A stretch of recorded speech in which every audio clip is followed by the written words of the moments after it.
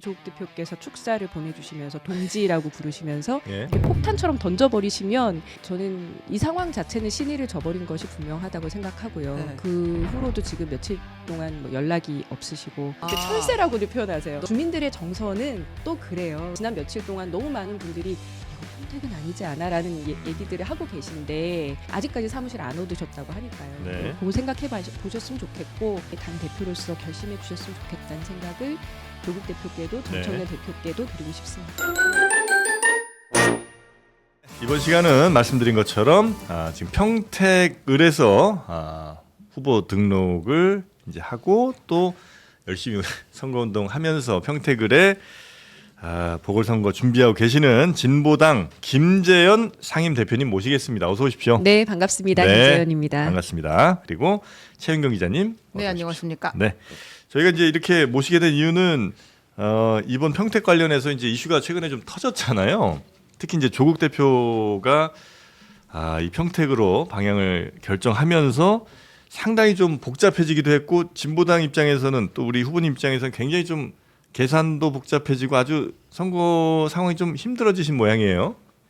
일단은 전혀 예상하지 못해서 네. 제가 정말 주민들이나 저희 당원들께도 미안할 정도더라고요. 지금까지 몇 개월 동안 언론에 평택에 재선거가 있으니까 네. 누가 나올 것 같다 뭐 이런저런 언론 보도도 나오면서 네. 주민들께서 누구도 나올까요? 누구도 나올까 얘기하실 때마다 조국 대표만큼은 나올 리가 없다고 제가 늘 얘기해왔었거든요. 그동안 네. 나눴던 얘기들이 많이 있기 때문에 그랬는데 갑자기 진짜 월요일 날쯤 기자분들이 저한테 전화를 많이 하시더라고요. 네. 내일 출마 지역 발표하는데 알고 계신 거 있냐. 평택으로 거론되고 있는데 저도 처음에 그럴 리가 없다고 또 얘기를 했다가 네. 아무래도 이상해가지고 전화를 조국 대표께 드려봤는데 안 받으시고 메시지 답이 없으시길래 그때서야 마음이 기울었구나라는 거를 월요일 날 알았어요. 그러니까 그 전에는 대화를 쭉 하셨었어요? 소통이 좀 있으셨어요? 일단 지난달에 제가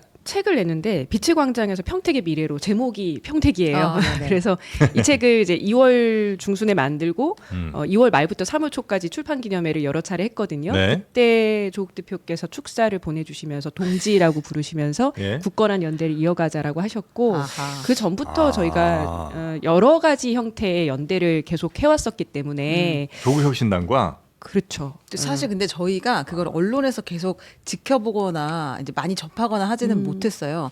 근데 이제 소수 당들이 계속해서 모여서 했던 일들이 있잖아요. 지금까지 네. 어떤 연대를 주로 해오셨나요? 일단 거슬러 올라가자면 재작년 여름에 저희가 윤석열 탄핵을 당론으로 걸 때 국회 안에서 가장 그 얘기를 세게 함께 할 수 있는 정당은 조국혁신당밖에 없었죠. 그래서 같이 윤석열 탄핵을 위한 국회의원 연대라고 하는 단체를 만들어서 재작년 여름부터 만들어 갔었고 그리고 12.3 이후에는 조국 대표께서 구속이 되셨잖아요. 그리고 난 다음에는 감옥에서 여러 차례 바깥으로 이제 서신을 보내시면서 민주 진보 이 반헌정 세력에 맞설 수 있는 민주주의를 지킬 수 있는 세력들이 다 같이 힘을 모으자고 했을 때 저도 그게 너무 하고 싶었던 얘기였었기 때문에 같이 뜨겁게 연대를 하자라고 하면서 2월에 그러니까 작년 2월에 당시 민주당 야당이었으니까 야5당의 연석회의를 만들었죠. 그때는 이제 조국 대표는 감옥에 계셨으니까 안 들어오셨고 이재명 대표가 들어오셨었고 그렇게 해서 야5당이 여러 차례 회의도 같이 하면서 사실상 그 윤석열 파면뿐만 아니라 정권 교체를 어떻게 할 것인가에 대한 교감을 나눴던 시간이었고 그래서 의원들과도 친하셨고요. 계속. 네, 그래서 5월에 저희가 야5당이 공동 선언을 작성하면서 제가 당시에 대선 후보로 뛰고 있다가 후보 사퇴를 하면서 이재명 후보를 지지를 했는데 그냥 거기서 그친 것이 아니라 당시에 민주당 외에 나머지 4개 정당의 당 대표들이 전부 다 공동 선대위원장을 맡게 됐어요. 그런 경우는 처음이었을 거예요, 아마. 그래서 그 당시에 많은 분들께서 감동이다 이렇게 모두가 힘합쳐서 야당들이 같이 뛰고 있어서 너무 좋다라고 하셨었고 거기에 대한 이제 마지막 화답을 저는 6월 3일 선거에서 압승으로 국민의힘 내란 청산의 결과로 보여드려야 된다고 생각하고 있었는데 조국 대표께서 출소 이후에 다시 당대표로 취임을 하시면서 취임 일성으로 하셨던 말씀이 원래는 이제 작년 5월에 당시 야오당의 선언에 교섭단체 요건 완화가 있었는데 민주당에서 요건 완화를 하실 생각이 없으시더라고요. 그래서 그러면 그냥 지금 18개 의석이 소수 4개 정당들에 있는데 여기에 2석을 더해서라도 공동교섭단체를 만들겠다라는 것이 취임 일성이었어요. 그리고 근데 당시에 무소속 의원들이 여기에 올 수 있는 가능성이 굉장히 희박했던 상황에서 그러면 조국혁신당과 진보당이 한 석씩 더 늘려서라도 공동교섭단체 해봐야 되는 거 아닌가 이런 얘기를 먼저 꺼내셨어요. 물론 그리고 난 다음에 민주당과 조국혁신당의 합당 논의가 바로 그 직후에 또 나오면서 여러 상황이 또 복잡해지긴 했지만 어쨌든 6월 3일 선거 연대까지는 같은 교감을 가지고 갔고 다만 본격적인 테이블이 만들어지지 못한 것은 진보당만큼 다른 정당들의 공천 상황이 빠르지 못했기 때문으로 저희는 계속 이해해드리고 있었던 것이었죠.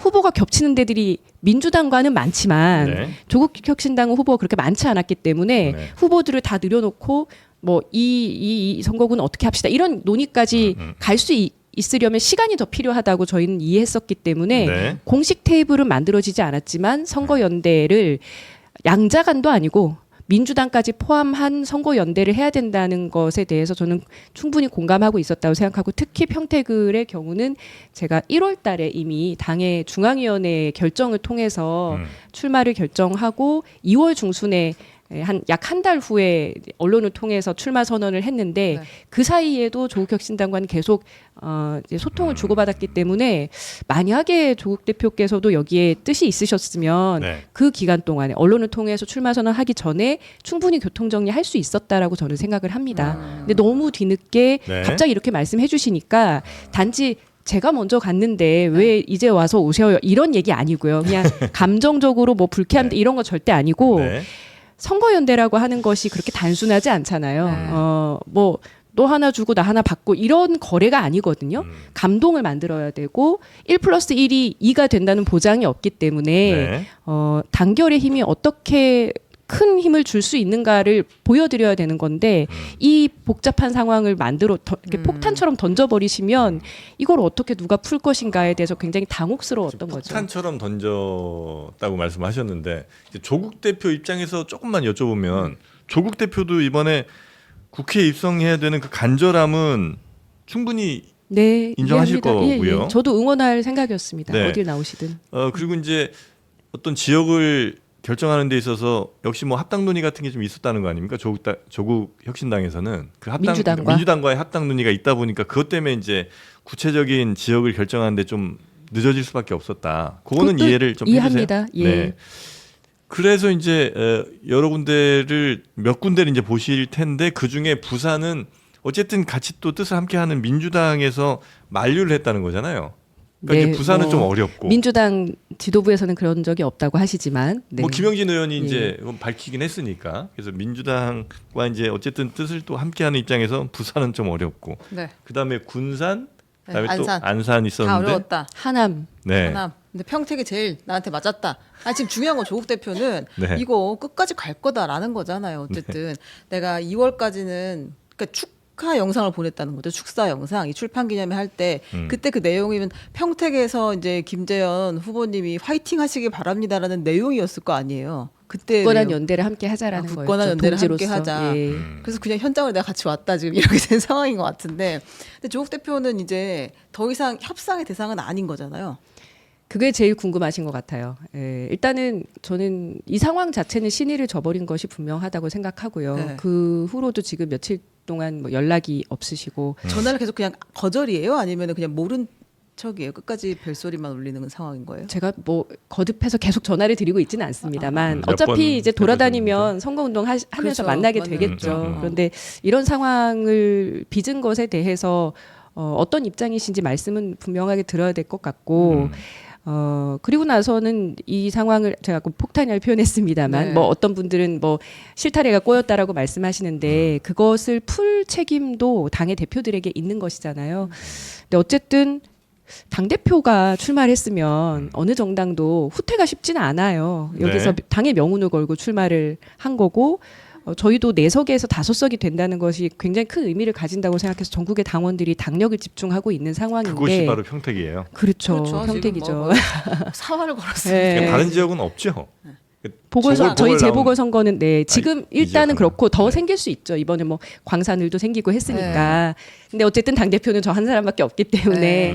그런 상황을 감안했을 때 부산에 대해서는 그렇게 약간의 언지만으로도 뒤로 물러서셨는데 평택은 뭐 민주당도 후보로 낸다고 하는데 여기는 왜 그렇게 쉽게 보셨을까? 물론 말은 험지라고 하셨지만 누가 봐도 이건 쉽게 보신 거라고 보거든요. 양해를 좀 구했다면 그거는 조정 가능했어요. 가능했습니까? 어떤 시점이냐에 따라 다르겠죠. 그리고 같이 그 양의 문제가 아니라 네. 이것은 이것은 이 선거연대에 대한 책임을 어떻게 나눌 것인가의 문제인데 저는 일단은 조국혁신당이 또는 민주당이 이번 6월 3일에 민주진보 진영의 압승을 위해서 함께 힘을 모을 생각이 있는지부터 다시 좀 정확하게 입장 표명을 해주셨으면 좋겠어요. 혹시 우리 대표님께서는 평택 외 다른 지역은 생각을 혹시 안 해보셨었나요? 저는 한 번도 안 해봤어요. 왜 그렇죠?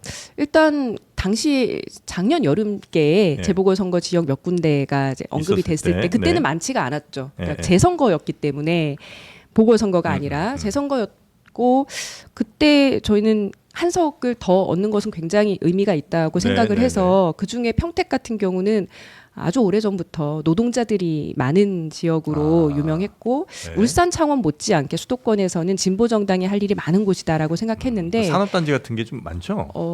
공장 평택에 같은 것도 13개 산업단지가 있는데 그중에 저희 선거구에 7개가 있습니다. 네, 네, 그런데 네, 지난 이제 수년 동안 삼성반도체가 또 들어서면서 거기에 약 10만 명 가량의 노동자들이 네. 거기서 일을 하고 있단 말이에요. 그래서 굉장히 무궁무진한 가능성이 있고 진보 정당의 어떤 존재감과 실력과 유능함을 보여드릴 수 있는 곳이라고 생각해서 오랫동안 준비를 했고 이 책에도 그래서 책의 절반 정도 내용은 평택 비전을 담았어요. 꽤 오랫동안 준비를 해서 그래서 뭐 어떤 분들은 뭐 지역구 쇼핑하냐 뭐 이렇게 얘기하시는데 다른 데는 여론조사 한번 돌려본 적이 없습니다.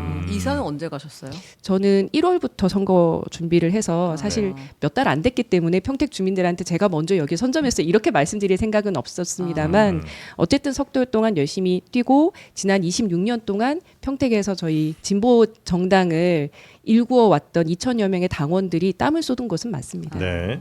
그 인터뷰에서 보니까 조국 혁신당 쪽에서는 이 보궐선거 몇 지역이 쭉 나온 다음에 조국 대표가 여론조사 결과 그래도 제일 유리한 곳으로 평택을 선택했다? 이런 얘기를 좀 해주셨던 것 같은데 그거 맞나요? 그건 제가 알 수가 없죠. 그건 비공표 여론조사를 제가 알 도리는 없으니까. 네네네. 예, 예. 자, 그래서 거기서 여론조사를 또 해보셨을 거 아니에요, 평택에서도. 저희 자체 여론조사요. 예. 너무 아쉽게도 조국 대표가 나오신다는 생각은 단 한 번도 해본 적이 없어서 조국 대표를 넣은 비공표 여론조사는 한 적이 없고요. 네. 다만 공표 여론조사 말씀드릴 수 있는 것은 이달 초에 최근에 나온 것으로는 출마 의지를 밝힌 후보가 9분이나 계시고 그 9분이 다 비슷비슷해요. 저도 두 자릿수가 나왔고 네. 선두권으로 나왔습니다. 네, 근데 여기 지금 의미 표가 나가고 있는 있습니다. 것은 네. 이 야권, 범여권, 그러니까 범진보, 범보수가 각각 진영별로 단일화했을 때 범진보가 20% 이상 압승한다라고 하는 결과가 나와서 저희는 힘을 합치면 무조건 이긴다. 네. 네, 그래서 험지라고 보기는 어렵다라고 네. 생각했던 겁니다. 근데 이제 조국 대표랑 합칠 가능성이 있다고 보세요? 남은 기간 안에? 일단 저는 이미 3월 초에 당론으로 이번 6.3 지방선거와 재보궐선거는 선거연대를 통해서 국민의힘 심판하는 선거로 해야 된다라는 걸 결정하고 네. 선거연대를 각 정당에 제안할 것을 결정해서 이미 제안했어요. 네. 그런데 민주당과 조국혁신당이 여기에 대해서 공식적으로 어떤 입장인지 다시 한번 밝혀주셔야 될 것 같아요. 저는 민주당으로는 답을 기다리고 있는 중이고 네. 조국혁신당은 거기에 대해 답을 주셨다고 생각했는데 네. 며칠 전 조국 대표께서 일종의 거기서 부정하는 발언을 하시거나 네. 다름없기 선거연대에 때문에 대한 이야기가 없었다고 그래서 이야기했잖아요. 선거연대에 그 같은 마음이 아니었구나라는 것을 지금에서야 이거 도장 찍기 전까지는 모르는 거구나라는 생각이 들어서 네. 다시 이걸 공식적으로 제안해야 하는 것 아닌가 생각하고 있습니다. 그러니까 아직도 여지는 있다. 근데 논의 자체가 없었다고 하고 당 측에서 나한테 이야기한 게 없었다라고 하는데 그럼 진보당은 뭐 누구한테 무슨 얘기를 그러게 했다는 말입니다. 거예요? 여기서부터 이제 네. 팩트 체크가 서로 들어가면 말이 좀 서로 굉장히 피곤해지는데 이미 이심전심이라고 생각하셨던 거예요? 계속해서 논의를 해왔습니다. 네, 사람 이름까지 여기서 거명드리기 좀 어렵잖아요. 그래도 상대 카운터 파트너가 있었고 당연히. 근데 왜 지금 이제 와서 전혀 모른 척이야?라는 황당한 심정이신 거예요 지금? 그래서 저도 어제 세월호 네. 그 기억식 가면 꼭 여쭤보고 싶었는데 안 오셔가지고 못 여쭤봐서 4.19 행사 때라도 가서 꼭 여쭤보려고요. 네. 현피각인데요. 지금 어떻게든 직접 한번 만나서 이야기를 한번 좀 들어보고 싶은 게 답답하신 것 같아요. 문제를 풀어야 되니까요. 네. 따지고 들려는 게 아니라 네. 국민들께서는 지금 뭐 전쟁 때문에 민생도 더 어려워지고 그런데 6월 3일 선거 결과가 어쨌든 잘 풀리기를 바라시는 건데 뭐 난데없이 이렇게 한 팀이라고 생각했던 사람들끼리 서로 막 당대표 여러 사람 나와가지고 각축전을 벌이고 하면 얼마나 피곤하시겠어요. 네. 평택을이 물론 평택 시민들은 요즘 평택에 대한 얘기가 많이 나온다 그래서 관심 있게 지켜보고 계세요. 그렇지만 선거 마지막 날까지 40여일 동안을 범진보의 모든 지지자들이 다 평택만 바라보면서 여기서 싸우고 있는 것은 맞지 않잖아요. 잘 풀어낼 수 있는 방법을 저는 정치인으로서 책임감 있게 제시해야 된다고 생각합니다. 지금 상황에서 조국 대표도 다시 뭐 발표거나 그렇죠. 물러나는 건 사실 후퇴는 없다. 다자 대결을 통해서 선택을 예. 받아야 한다라는 게 이제 조국 대표의 입장인 것 같아요. 시간이 가면 점점 문제가 어려워지겠죠. 사실 저는 오늘 아침까지만 하더라도 네. 예. 울산도 있고 하남도 있고 네. 근데 오늘 아침에 이제 어쨌든 울산은 다른 민주당에서 다른 후보를 또 인재 영입을 하셨잖아요. 조금 있다가 또 하남에서도 또 발표가 나면 점점 더 갈 상황은 곳은 없어진다. 어려워질 것 같은데 저는 마지막까지 좀 더 고민하셨으면 좋겠다라고 철의 뜻을 이제 던진 거였고 지난 며칠 동안도 여러 언론에서 왜 하필 평택이냐 좀 판단을 잘못한 거 아니냐 이런 말씀들을 해주셨기 때문에 네. 여러 고민을 하셨을 거라고 봐요. 평택도 그 이후로 한 번밖에 안 오셨더라고요. 그래서 한 번밖에 안 가셨어요? 그렇지 않나요? SNS에 속속들이 글을 올리시니까 네. 뭐 제가 뭐 자세하게는 알지 못하지만 그래서 저는 여러 가지 여지를 계속 열어놓고 싶은 생각입니다. 네. 철회할 가능성도 어쨌든 닫아두고지는 남겨놓고 계시고. 않는다. 더 좋은 방법이 있다면 예. 어쨌든 국민들에게 감동을 드릴 수 있는 방법이 있다면 예. 국민들로서는 이름 있는 영향력 있는 정치인들이 더 어려운 곳에서 더 큰 승리를 이룰 것을 바라시는 마음이 있잖아요. 저는 그런 것들도 충분히 고려할 수 있지 않나 싶은 거죠. 네. 이게 이제 그런 당위 내지는 명분 뭐 이런 얘기 말고 이제 한쪽으로는 어쨌든 전략도 있을 수 있고 실제 표 계산 같은 것들도 서로의 이익과 손해 이런 것들도 계산할 수는 있는 거잖아요. 그러면 진보당에서는 만약에 만에 하나 조국 대표가 여기 안 나거나 양보하거나 뭔가를 했을 때 줄 수 있는 게 뭐가 있나요? 그걸 여기서 말씀드려야 되나요? 충분히 뭐 이제 그건 있긴 민주당과도 마찬가지고 저는 네. 언론에서 뭐 여기를 주고 저기를 받는 네. 얘기가 뭐 이렇게 나올 때 그것도 좀 당혹스러웠어요. 울산과의 이 네. 일종의 바터라고 표현하는데 네, 저희는 그런 얘기를 해본 적은 없는데 물론 바라보시는 분들 입장에서 진보당이 울산과 평택에서 힘을 줘서 전략적으로 여기서 뛰고 있으니까 그리고 특히 울산 같은 경우는 굉장한 격전지니까 그렇게 좀 그림이 만들어질 수도 있겠다라는 시나리오를 생각하실 수는 있다고 봐요. 네. 그렇지만 저희가 그런 얘기를 당의 대표로서 하실 지금 수는 언급하기는 굉장히 무리스럽다고 생각하고 주민들께서도 그걸 바라지 않으신다고 보고 있고 어쨌든 저희가 300명 넘는 후보가 뛰고 있는 상황인데 특히 영남권에 울산 외에도 부산이나 경남 지역 같은 경우 굉장히 힘든 곳에서 정말 지역사회 안에서 간절한 마음으로 뛰고 있는 저희 후보들이 있거든요. 네. 그래서 전국적 차원으로 당대당 협상을 빠른 시간 안에 좀 만들어 가서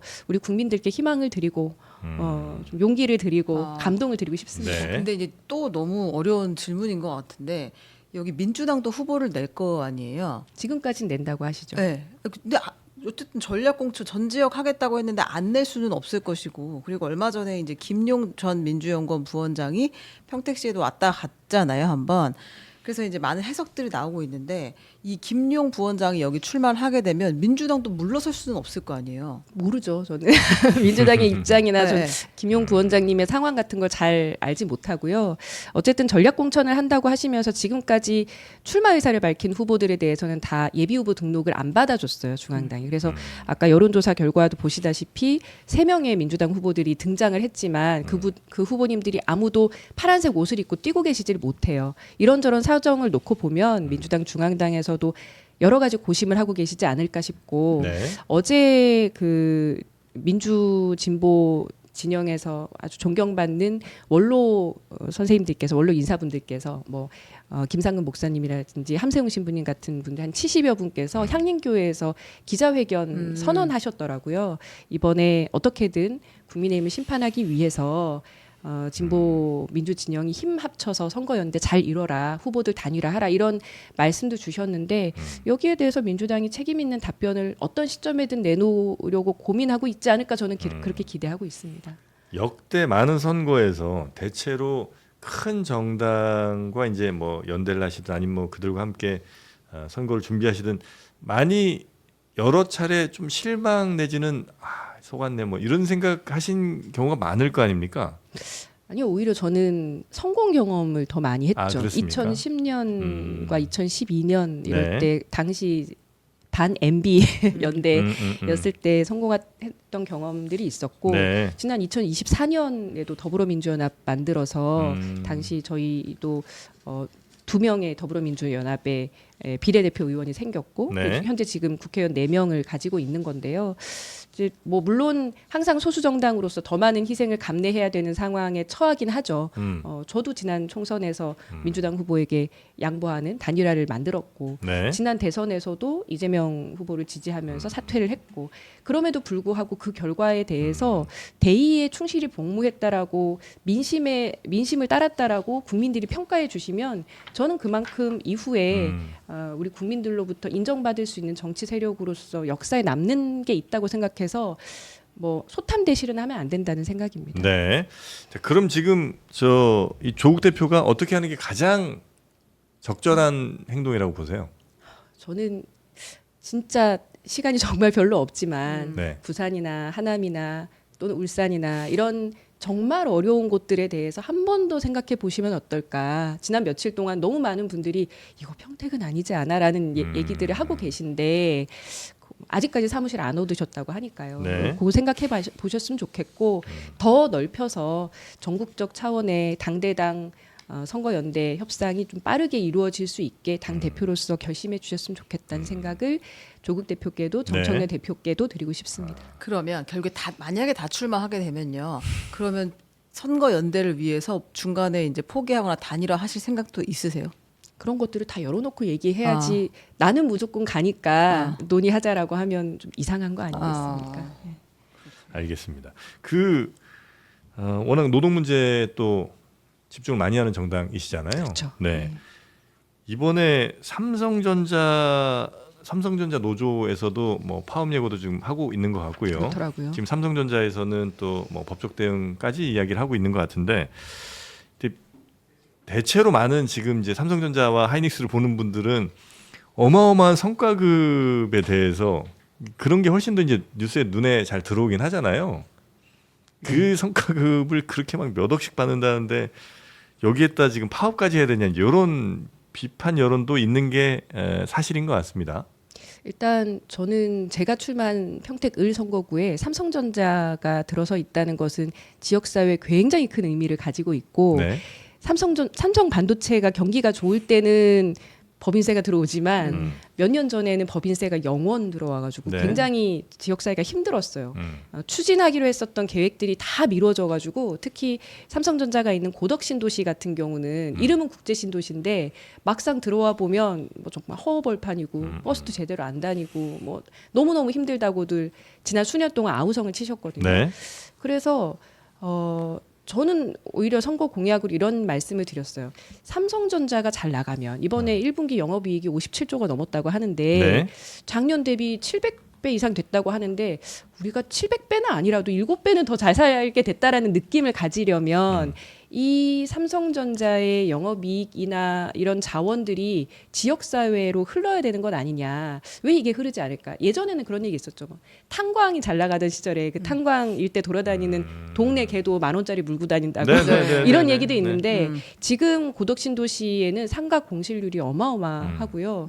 정말 점심시간 낮 12시에 식당을 갔는데 식당 주인분하고 직원분들이 밥을 드시고 계실 정도로 굉장히 힘들어요. 네. 지금 막 노동자들이 많이 다니고 있다고 하지만 그분들이 고덕동에 평택에 살질 않으세요. 정직원들은 좀 더 비싼 집이 있고 좀 더 학군이 좋은 다른 곳으로 다 이제 살면서 출퇴근하시고 네. 일용직 노동자, 건설 노동자 분들은 어차피 임시로 와서 그냥 월세로 살다 가시고 그래서 아파트 미분양도 계속해서 발생을 하고 있는 지역이거든요. 네. 그래서 저는 이 성과급을 뭐 이제 많으면 어떤 분들은 뭐 5억 이상 받는다 네. 이런 이제 기사들도 나오는데 이게 지역 사회로 특히 협력업체로 그 평택에 한 7만 이상 협력업체 직원들이 일을 하고 계실 텐데 이분들에게 흘러 들어가야 그것이 평택 지역사회가 함께 잘 살 수 있는 길이다라고 생각해서 상생협력법을 개정해서 이 돈이 흐르도록 하자라는 것을 공약으로 제시한 바가 있습니다. 흐르도록 하자는 것은 성과급의 몇 %는 이 협력업체에 줘야 한다 이런 법을 만드는 거예요? 네, 그것을 이제 인센티브를 줘서 네. 네, 추동하자라는 것이고요. 그게 네. 상생협력법의 개정을 통해서 가능하다고 생각합니다. 그러니까 예를 들어 그리고, 삼성전자가 막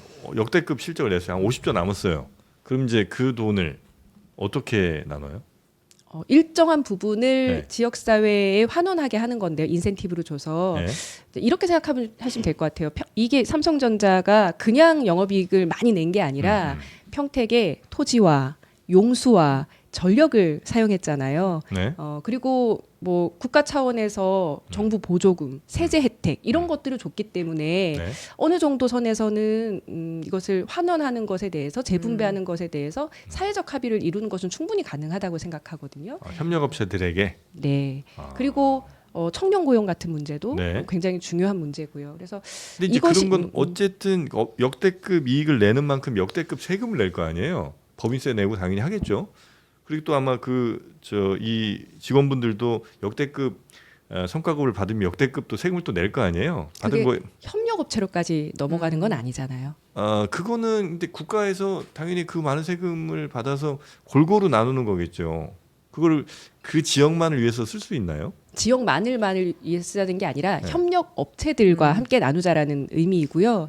그래서 지금까지 이제 우리가 한 번도 안 해봤었던 얘기를 네. 이제서야 할 때가 됐다고 보는 게 네. 저는 저희가 이제 재헌헌법에서 48년도에 만들어졌죠. 굉장히 오래되긴 했지만 당시에도 이익균정권이라는 게 있었어요. 네. 이제 기업이 이익을 내면 그것을 노동자에게 함께 나누어야 된다라는 게 무려 48년도에도 헌법에서 다뤄질 정도였는데 네. 지금 이렇게 뭐 올해 예상되는 삼성전자 영업이익이 300조 원이 가까이 된다고 올해. 네. 네네네. 네. 그러면 이 정도라면 네. 지금 이런 걸 논의해 볼 때가 됐다. 그래서 이제 본격적으로 국회에서 이 균점법의 제정에 대해서도 한번 논의해봐야 되지 않느냐. 물론 여기에 대해서 뭐 여러 가지 공방이 있을 수 있고 네. 아니 삼성전자 임직원들의 경우는 그냥 성과급을 더 달라고 지금 5월달에 파업까지 네. 예고하고 계신데 그렇죠. 국민들께서 한번 잘 판단해 보시고 이걸 저는 공론화시키고 싶은 생각이 있어요. 지역사회 안에서도 국회에서도.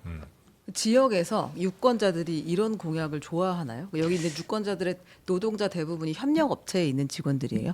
그렇기도 하고요. 상인들이나 또 여기에 삼성이 들어와서 지역사회가 매우 살기 좋아질 거라고 생각하고 기대해서 오셨던 분들께서 너무 어려움을 많이 호소하시는 거예요. 특히 반도체가 늘 좋을 수는 없잖아요. 네. 몇 년 후에는 공장이 다 지어져서 일용직 노동자들도 싹 다 빠지고 또 경기가 잠기게 되면 어쨌든 이 도시가 자족 기능을 갖춰야 되는데 자생력을 갖춰야 되는데 그때까지 뭐 어떻게 하겠다는 건지에 대한 계획이 전혀 없으면 안 되는 거죠. 평택시가 법인세 들어온 것들은 지금까지 못했던 거 메꾸느라고 다 써버릴 것 같고 그래서 한 도시가 이렇게 도시 시민들 전체가 힘을 합쳐서 산업 발전에 함께 마음을 나누고 있다면 거기에 응당한 결과가 어떻게 분배되고 있는지 실험하는 모델이 저는 이곳 평택에서 이루어졌으면 하고 저는 삼성 임직원들에게 충분한 성과급이 돌아가는 것도 물론 필요한 일이겠지만 네. 그걸 넘어서는 실험을 이제 할 수 있을 정도의 대한민국이 되지 않았나 싶습니다. 국회에서 공론화 해보고 싶어요. 네. 근데 그 실험이라는 게 어떤 실험일지가 약간 좀 궁금하기는 한데 뭐 어찌 보면 뭐 평택에 물 쓰고 평택에 땅 썼지만 그 경기도가 다 같이 나누자고 할 수도 있고 왜냐하면 경기도의 땅이기도 하고 네. 또 경기도의 어디선가에서 물이 땡겨졌을 테니까 네. 뭐 강원도에서 시작된 물이니까 강원도도 나눠달라고 할 수도 있을 것 같고 그러니까 그렇게 이야기하는 게 매우 복잡하고 어렵기 때문에 그냥 현재로서는 뭐 법인세를 가져가고 소득세를 가져가서 그걸 이제 국가에서 판단해서 적절한 곳에 적절하게 배분하는 것이 현재의 시스템인 것 같은데 그 이상의 무언가를 기업들에게 요구하게 되면 어쩌면 기업 입장에서는 아니 세금은 세금대로 다 내는데 또 뭐 지역이든 혹은 뭐 협력업체든 이걸 만약에 더 내야 되는 게 만약에 법적으로 의무화가 된다면 그건 기업들 입장에서는 굉장히 그 지역에 가기 싫은 혹은 뭐 경영의 유인이 안 생길 것 같은 생각도 좀 들긴 아시다시피 하거든요. 뭐 저희는 법인세도 더 높여야 된다는 생각을 가지고 있는 정당이긴 한데 네네. 지금 그걸 얘기하자는 것은 아니고 네. 제가 아까 인센티브라고 말씀드렸잖아요. 예. 예, 그래서 그것을 강제하는 의미가 어느 정도 수준일 수 있는지는 사회적 합의가 필요하고 무엇보다도 삼성전자가 이미 여러 가지로 계산을 하고 계실 것 같아요. 네. 성과급을 그냥 계속 올리는 것도 지금 제가 보기에는 약간의 이제 언론 플레이와 서로의 밀당이 있는 것 같은데 그 사이에서 적절한 접점을 찾아가면서 여기에서 지역의 주민들 그리고 이것을 함께 만들어가고 있는 국민들과 사회적으로 합의를 이룰 수 있는 지점이 조만간 찾아지기를 바라고 저는 지역의 국회의원으로서 그 사이에서 우리 시민들의 여론을 함께 조율하는 역할을 적절하게 한번 해보고 싶습니다. 네네. 이 이익균전법에 아무튼 요체가 인센티브를 협력업체에 줘라는 아니고 아니 그 성과를 협력업체에 완전히 나눠라는 아니고 나누면 다른 혜택을 주겠다 이제 이런 구조라는 거죠. 네, 노동자에게 나누는 것이 이익균전권이고요. 상생협력법이 이제 협력업체들과 나누는 것이고 그를 통해서 뜨거울 것 같아요 이거. 거의 뭐 하루짜리 논쟁을 계속 해야 네, 될 것 같아요. 이런 것들도 있고 네. 또 이제 오래된 산업단지 같은 경우도 하청업체라든지 이제 그 대공장이 아닌 곳들이 굉장히 많잖아요. 네네네. 그런 곳들의 경우는 공동으로 산업단지에 대한 복지시설을 갖추는 것에 대해서 저희가 공약 제시했는데 반응이 매우 좋아요. 이런 부분들은 저희가 다 여론조사를 해가면서 만들어가고 있는데요. 뭐 예를 들면 이제 뭐 공동 통근버스라든지 뭐 공단에서의 1,000원의 아침밥이라든지 이런 것들도 필요하다고 노동자가 아닌 시민들도 필요하다고 대답을 하시는 걸로 봐서 과거보다 이제 지역사회 분배에 대한 가치의 이동이 상당 부분 이루어지고 있지 않나라는 생각이 들었어요. 예전에 자연스럽게 기업이 잘 되면 자연스럽게 동네가 다 같이 좀 잘 먹고 사는 분위기가 그게 아니라는 거 어쩔 다 수 아세요. 없이 있었는데 네. 이제는 그게 끊어졌다는 말씀이신 거죠? 왜냐하면 네. 그 동네 안 사시고 네. 네. 그런 얘기 제일 많이 했어요. 그 상인들께서 삼성 직원들은 삼성 안에서 다 먹고 그렇죠. 끝나고 나올 나면 일이 다 없어. 통근버스 타고 맞아. 나가서 여기는 다 건설 노동자들밖에 안 돌아다녀요. 이렇게 말씀하신단 말이에요. 네네네. 그래서 그걸 해결할 만한 법안들이라든지 방법들을 좀 찾고 계시고 추진을 많이 하실 거다. 네, 그리고 네. 거기서 중요한 것은 사회적 합의다 생각합니다. 사회적 합의. 네. 네, 알겠습니다. 자, 혹시 못다 하신 말씀 있을까요? 이거 반박도 같이 해주세요. 유이동 후보가 니네 평택 사람 있어? 지금 이렇게 얘기했잖아요. 쇼핑하듯이 전부 지역구를 골라가지고 그냥 굉장히 네. 불쾌하다라고 네. 했는데 제가 이런 얘기까지 안 드리려고 네. 했는데 네. 평택을 가불병이 있는데 네. 가불병에 서로가 한 동네 사람이라는 인식이 별로 없으세요. 정말 뚝뚝 떨어져 있고 그 역사와 맥락이 그래요. 갑과 을과 병이. 네, 그리고 이 제가 속해 있는 을 선거구 안에서도 저기 평택항 쪽에 서쪽에 계신 분들과 동쪽에 팽성 쪽 그리고 고덕 신도시 분들이 다 서로 정서가 너무 다르고 각자가 섬이라고들 말씀하실 정도예요.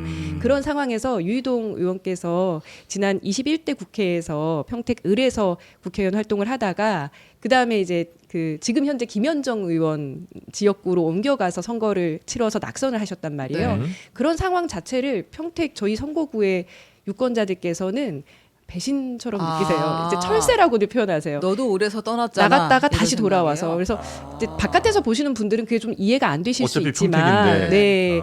그 주민들의 정서는 또 그래요. 그래서 사실 이걸 어떻게 해석하느냐에 따라서 네네네네네. 뭐 정치인들은 선거로 출마한 후보들은 각자에게 유리하게 해석을 하지만 우리 주민들께서 후보를 바라보는 입장은 또 여러 가지로 다를 수 있다라는 거고요. 네. 저는 오히려 많이 들었던 얘기가 직전에 계셨던 더불어민주당 이병진 의원도 네. 여당 의원이셨고 그 전에 국회의원인 유이동 의원도 여당 의원이셨는데 여당 의원들이 지역사회를 위해서 해준 것이 뭐가 있느냐. 오히려 이 지역사회는 굉장한 자원을 가지고 있음에도 불구하고 정치의 공백 또 행정의 공백 때문에 우리 너무 힘들다.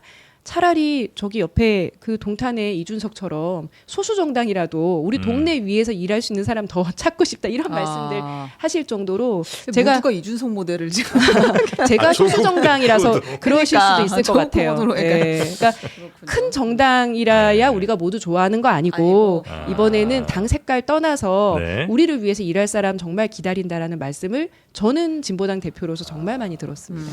평택을 저 후보 간 토론하면 정말 재밌을 것 같아요. 너무 재밌을 것 같은데 네. 빨리 이제 민주당까지 다 세팅이 되면 한번 다 같이 모시면 좋겠네. 네, 요즘 주민들께서 상당히 들떠 있지 않아요? 요새 그런 그런 게 기자들도 계속 돌아다니고 룩벌을 엄청 해요 거기를. 이참에 우리 네. 평택 발전 한번 이뤄보자 이런 말씀들도 많이 전국적 하시더라고요. 관심이 막 모이고 있어서. 네. 들썩들썩 지금 그렇습니다. 근데 그게 그냥 휘발성으로 끝나면 안 되고 네. 정말 주민들을 위해서 열심히 공부한 정치인들이 네네. 여기 지역사회 발전을 위해서 일을 해야죠. 헌신해야죠. 평택이 진짜 넓죠.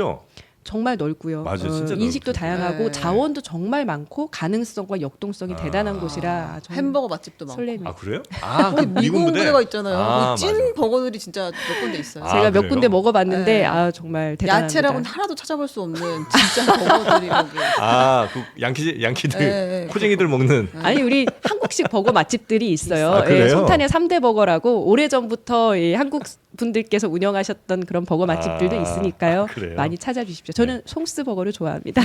거긴 무슨 버거예요? 송스 버거요? 네, 송탄에 있습니다. 아하. 오산기지 앞에. 아 그래요? 네. 알겠습니다. 한번 나중에 시간 되면 찾아보도록 하고요. 오늘 진보당 김재현 상임대표님 모시고 지금 평택에 굉장히 급박하게 돌아가 있는 상황 그거 한번 여쭤봤습니다. 저희가 다른 후보들도 네. 우리 뭐 유이동 후보, 황교안 후보는 안 모실 겁니다, 여러분. 저 유이동 후보, 조국 후보도 한번 네. 모셔보도록 하겠습니다. 네, 알겠습니다. 혹시 실례가 안 되면 30초만 광고 좀 해도 될까요? 네. 네. 저희는 자본주의 좋아.